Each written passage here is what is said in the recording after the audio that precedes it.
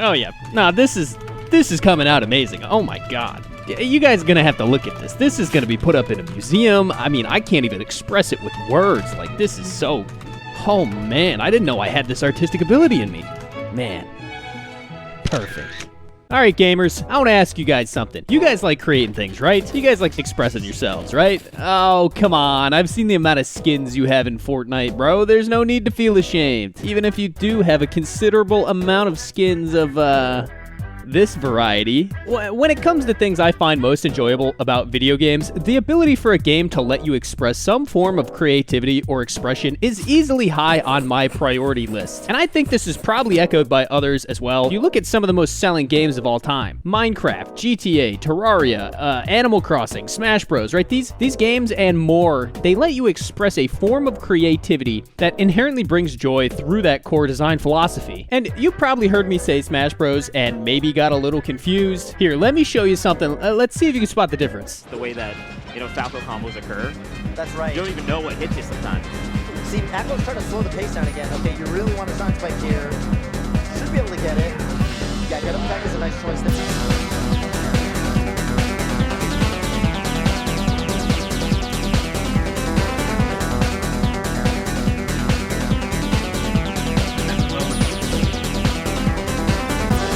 Being able to express creativity in games, it's not only just being able to craft or build things, right? Like, there is a wide range of ways that games let you express yourself, and this is true throughout all sorts of genres. I know these clips from Melee, these are very cherry-picked, right? And are completely different scenarios, one being a tournament clip, one just being a stream clip, but regardless, it still showcases the range that a player can express themselves through the game's mechanics. Of course, Moki could have just shined Bobby here and got the stock done with, but sometimes, I don't know, man, you just gotta cook up a nasty clip and have fun with it. And this game allows you to do that, which is great. This type of creativity in games, this can be found in many more things than just Melee, right? I want to call this category the skateboard creativity genre because it usually consists of stuff very similar to skateboarding, where you're given something that most of the time is inherently very hard to do, but with almost endless options in the way that you can approach whatever it is you are doing. With something like Melee, you even have people who go out there and create like combo videos, right? Which are basically that game's version of skate videos, where the entire goal of the video is to just do cool shit throughout and make it fun and enjoyable to watch. Man, this is the type of game design that I would tell my non-existent kids about. It's a form of design that creates memorable moments, which memorable moments are one of the most important parts of designing a good game, in my opinion. Think about all the other games with the ability to be creative in this way. MW2 trickshotting montages, right? Video game speedrunning as a whole. The games people love to watch in this category, they all have so many unique skips or sequences that require insane levels of creativity to figure out or pull off. And honestly, this doesn't need to be about stuff that's only like super hard to achieve. Things like even simple movement options that are explorable through the player's toolkit are also part of this category. Maybe it's hitting a fun level skip in Mario Kart by using your drift bounce. Or maybe it's being able to reach certain parts of a map faster in games like Halo because you took a creative path to your destination that the game allowed you to execute on by utilizing your mastery of the movement mechanics. Stuff like these examples add to the overall quality and enjoyment of a game, but aren't as necessarily apparent as other aspects of game design. And this is where sometimes developers fall into like the opposite effect when designing a game, where sometimes games try to artificially design this creativity too strictly into the game. So like maybe it's movement abilities or the way physics work, right? But it's entirely possible by doing this, you are actually removing the ability to express yourself. And for this, I want to show you a great example, which should clearly show what I mean by this. So yeah, just take a look at this. So here's a similar comparison video. Notice how in Halo 5 you're restricted to an animation the entire time, whereas in Halo 2 you can shoot, throw grenades, even turn 360 degrees, all while moving at top speed. In this next example, you'll see how clamber has the same effect. Much like how maps were lengthened to accommodate sprint, the height of ledges were also increased to accommodate clamber. Once again, you're punished for moving around the map, locked into a pointless animation. To contrast, in Halo 2 you can do every jump in the game facing backwards, while shooting, while throwing grenades, or meleeing. You're never locked into an animation while traversing the map. So which one is truly enhanced mobility?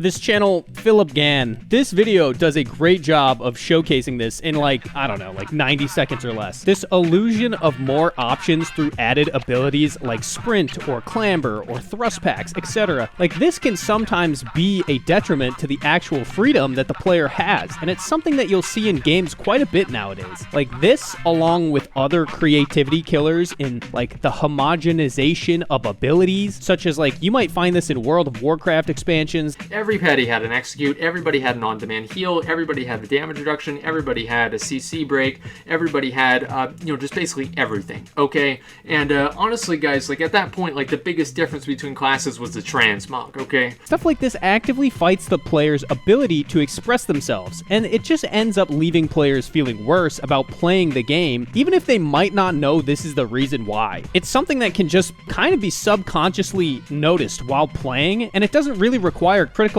analysis to realize this from the player's perspective. Such one-sided rounds. Is in the mix. Ah, Yeah, the wall pressure from Austin.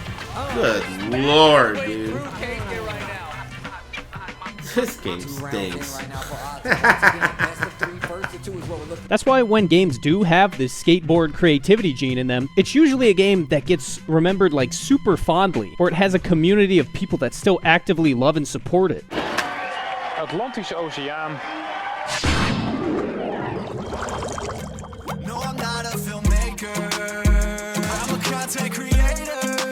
Now, I think most of you can probably guess what type of games fall under this category. You know, you got your Minecrafts, you got your Terrarias, but this also is a category that encompasses a wide range of games you might not expect. Let's take a game like GTA, right? Where a lot of people actually get joy from that game now. It comes from GTA RP. So a game's ability to create all sorts of unique scenarios and situations to take part of and create these memorable experiences and moments, that's what a bunch of people now who play the game are after. This is something I think that, I don't know, I really doubt the original devs planned for, but it's something that can happen if you give players the tools and systems to work with. The world that Rockstar crafted, right, like the phone systems, all the game modes, all of this stuff, lent itself to a world players felt they wanted to and could create it. And while this might be an example of this type of design that might not have been intentionally crafted, you do have games where it's clearly a pillar of the game from the ground up. Take a game like Halo 3, right? It was designed with a sandbox in mind that the devs knew players would want to be able to work with, and that shows in the way that the game came out with a forge mode, a file share system, and systems in the game that would push created content to other players. Halo 3 specifically would not be remembered the same if these features weren't included in the game. I would even say that created content, this might have made up at least a good half of my enjoyment of the game as a kid. Being able to play all sorts of different modes and maps, it felt like the game was almost endless, right? Like at the time, this creator creativity was something that was still kind of new and exciting, right? And it paved the way for a lot of others to follow. Garry's Mod was another experience that followed the same design philosophy, where it set up a sandbox for players to create with, and then let them just go to work. And we ended up with all sorts of game modes and experiences that came from this. Prop Hunt absolutely blew up through Garry's Mod, and now it's something that you'll see like many other games have, right? Like Cops vs. Robbers, Trouble in Terrorist Town. It was all sorts of these different modes that populated the game and made it what it was. Some more games like Rust or Valheim, like other games in this style. These are all super successful, and this style of design creativity and seeing all sorts of things players are able to do in games like this, it's like that alone is a huge marketing force that gets people interested in the game. Like, come on, man, look at how sick this is. Doesn't seeing this just make you want to load up Rust real quick and take a stab at being like that creative person on your server? Well, until you get Grub picking up resources like 10 times in a row. Anyways, another one, Fortnite. Fortnite Battle Pass. I just shit out my ass. Booted up my PC. Cause I need to get that Fortnite Battle Pass. Fortnite is just the most recent example of this effect getting like super massive. It's clearly something a lot of other games are trying to imitate, but at the same time, many of these places that want like a success story like Fortnite, they don't really understand that this is part of the equation that led to Fortnite becoming huge in the first place. Fortnite, it was originally not even a big deal, right? When its main game released, that was like a zombie horde survival game. But, you know, thankfully, the dev team knew that they've created something interesting, an interesting sandbox sandbox to work with and thought, you know what, fuck it. Why not try setting up a battle royale with this and see what we got? And then after that, after they got big, they then started letting individuals create their own stuff like this as well. And that's how we've even reached the point where, Fortnite now even has its own branch of a game engine, right? With Unreal Engine Fortnite. And some of the shit people do with that, it's fucking crazy. I'm blown away that this is actually what I'm looking at is Fortnite. But I think that's enough on the creator creativity genre. Let's get to the next one, right?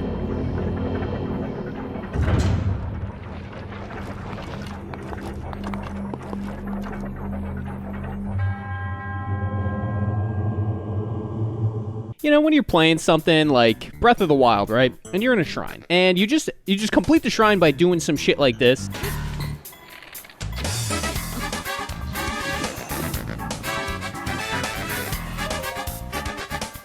Yeah, that's the stuff that I'm talking about, man. This right here, this is the open-ended creativity. This is that secret sauce that elevates games from things like puzzle games to platformers. It's the moment a player gets when they feel like they basically just outsmarted the game designers. You've been given tools to complete a task, and obviously there's options that, sort of direct you towards that through subtle design tricks, but if you just ignore those routes and figure out your own way to solve the issue, that is where a huge level of satisfaction comes from. The thing for this is that game devs need to be aware that things like this can happen, but they still let it stay in the game anyway. It's basically putting up just the right amount of guardrails for the player, and then giving them the tools to work with, but letting them be creative with how they use these options. I will say this category does get pretty similar to the skateboard creativity genre, but normally it's a bit more directly designed into a game and more on the thinking side of things, rather than some of the more execution-heavy stuff. Something like Mario Odyssey might fall into this category, while something like Mario 64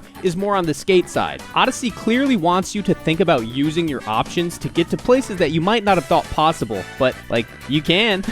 And they even put, the balloon find game there specifically for this style of gameplay. But your Mario 64, on the other hand, this game has kind of just been so explored to the point that there's so many ways to skip intended sections or fast track yourself to objectives in a bit less of a naturally designed way. This design is often also found in puzzle games, right? Something like Snipper Clips on the Switch. That's a great example. You aren't really given much direction when you're thrown in a level. It's pretty much up to you and your friends to figure out how you actually want to solve the puzzles that they put in front of you. However you choose to do that is up to you. Scribblenauts is another one, right? You're given a very soft structure and puzzles to get through, but how you achieve that goal can vary drastically depending on what you actually choose to spawn in. What, you need to get up a ledge? Yeah, alright, you can maybe spawn in a ladder, or maybe have a little bit more fun with it. You know what? Fuck it. Jetpack time. Try that out instead. This design leads to a level of replayability that most games with a creative gene in them have. I think just about every game I've brought up in this video so far,